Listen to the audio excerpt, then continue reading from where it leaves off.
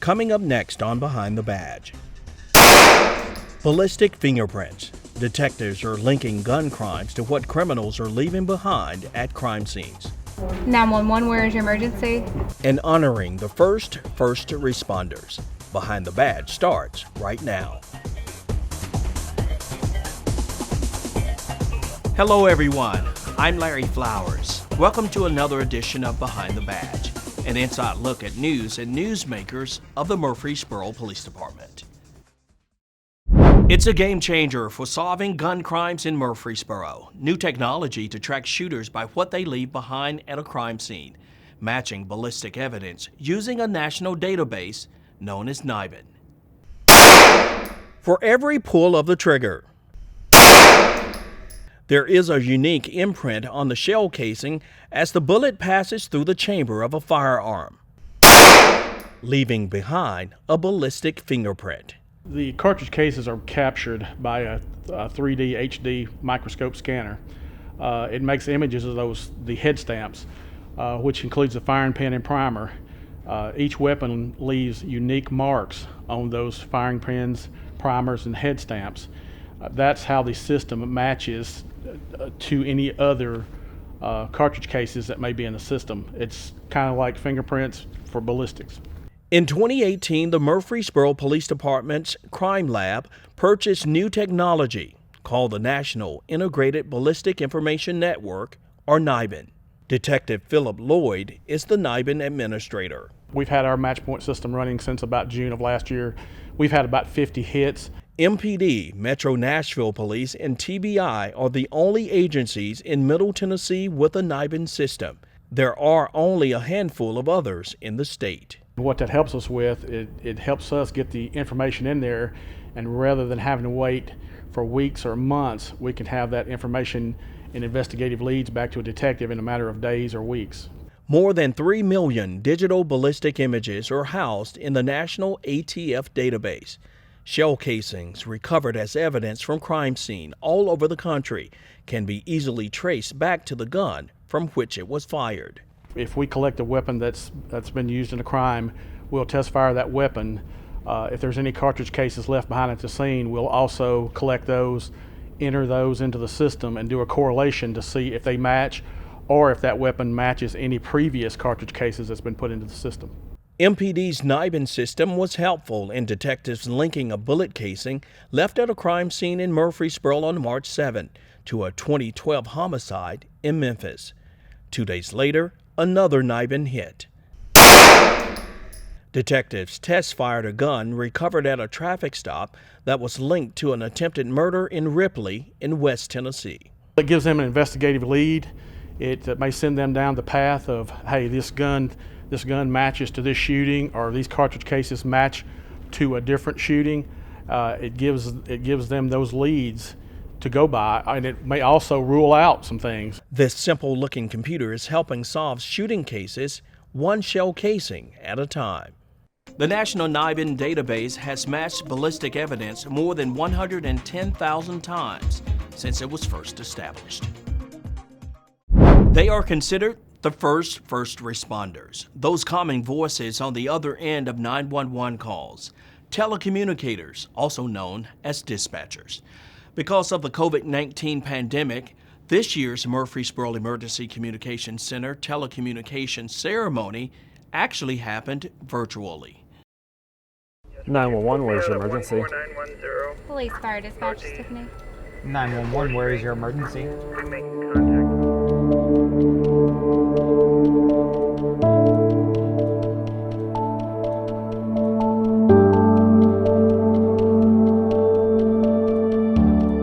I've had the opportunity to work with a lot of great people inside of our city. I get to work every single day with people who are dedicated, who are loyal to the residents, making sure that the services that are provided are there for the residents when they need that. Many people don't realize when they call 911, our telecommunicators are the first people who answer that phone. And the thing is, they don't know what they're getting. They don't know what call is coming in. So it's their training and their expertise that allows them to be able to get the resident to the proper person, the proper department that they need to go to. Whether that's the police department, the fire department, the ambulance service, they're the ones that are able to give that calming voice, that reassurance that everything is going to be okay and help is on the way. 911, where is your emergency?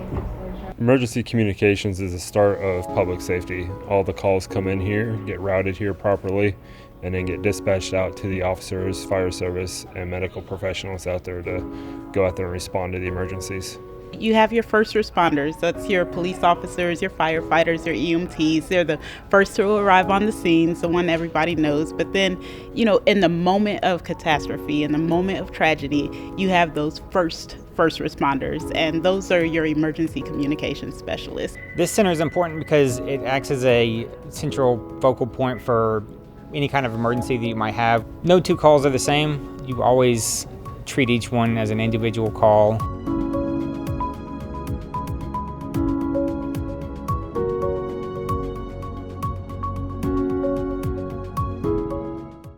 See any cars around with them? Stresses of this position, there's lots of them. You get the hot calls that are coming in. You never know what line you're going to pick up or who's going to be on the other end of the line.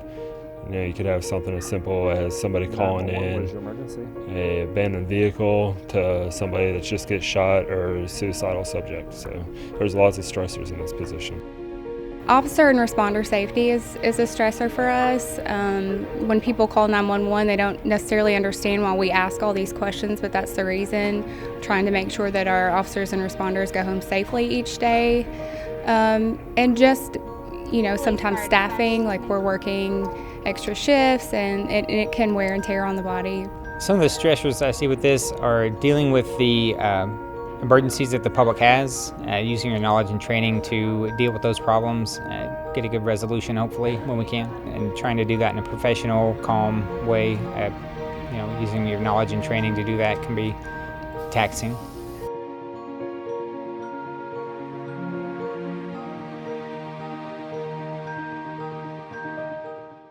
"911, where is your emergency?" Without teamwork, I don't think we could do what we do up here.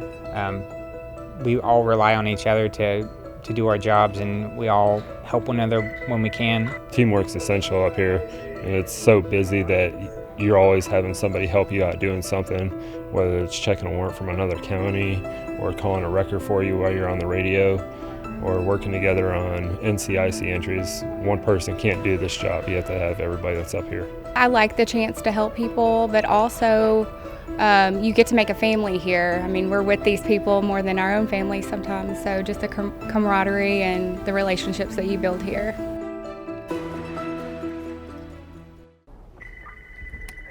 Police Fire Dispatch Brady.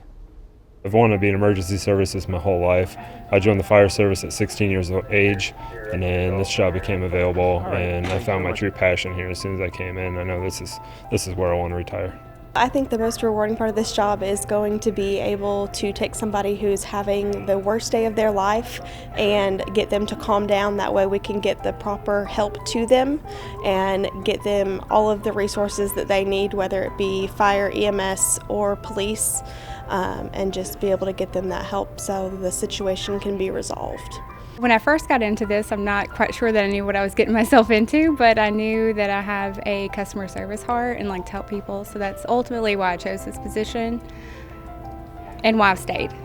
I like being a public safety telecommunicator because it lets me give back to my community. I've benefited a lot from public safety, and I think being able to give back to that's rewarding. While, your first responders, they get there, they make that situation better. They help kind of get control of things, put the fires out, apply the medical necessities. You have your first responders that help to make that moment better, that help to bring peace and calm in that moment. And I knew that that was something that I could do, but more so, that's what I wanted to do. I wanted to be that voice of calm, that steady presence for someone in that moment of catastrophe.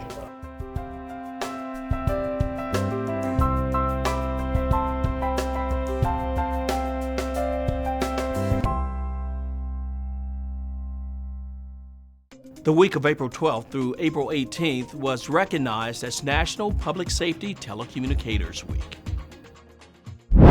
And now it's time for a few shout-outs. A special shout-out to the employees of the Tennessee Army National Guard Murfreesboro location who presented MPD with a volunteer award, recognizing sacrifice and hard work in the community during a difficult season.